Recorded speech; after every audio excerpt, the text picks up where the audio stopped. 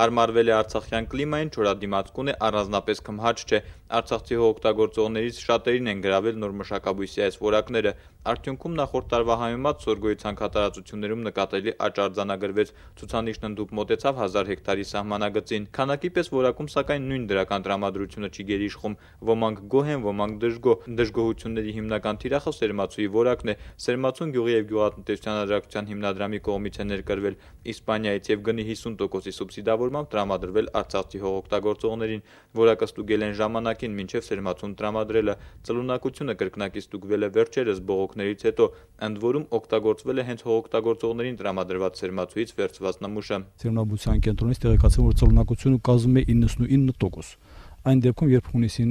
իր ծլունակությունը ստուգել 97% էր։ Հիմա դասերի մասին, դրանք հիմնական մասով արդեն հաջորդ տարիների համար են։ Սերմի որակի առթիվ առաջին բողոքները ցանելուց անմիջապես հետո էին, որոշ դեպքերում ամբողջ դաշտում անգամ մեկ սորգո չէր աճել։ Պատճառը ցանքսը ագրոկանոններով սահմանված ժամկետներից վաղ կատարելն է եղել, պարզաբանում է գյուղատնտեսության փոխնախարարը։ Սերմերը ծլում են երբ հողում սերմի թաղման խորությամբ ջերմությունը լինում է 12-ից բարձր։ 6-7 օրվա ընթացքում ծլում են։ Իսկ ցածր լինելու դեպքում սերմերը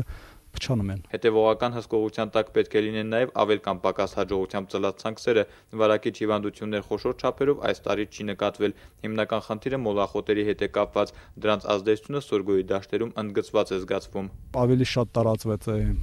աղվեսակի կոչվող մոլախոտը, որը միամյա մոլախոտ է։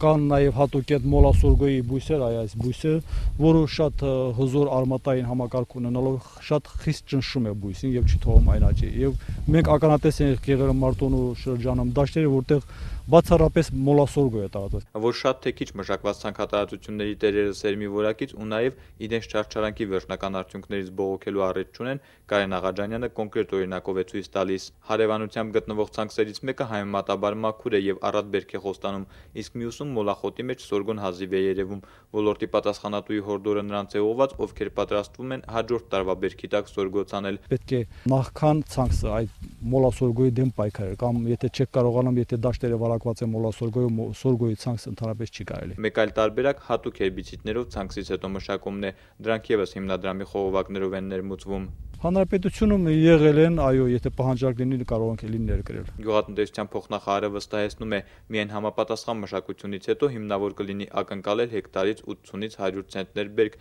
ինչպես նշված է այս մշակաբույսի բնութագրում։ Նախորդ տարի արցախցի հողօգտագործողները հեկտարից միջինը 23 ցենտներ են ապահովել։ Նորայր Հովսեփյան, Սամվել Սայյան, օր։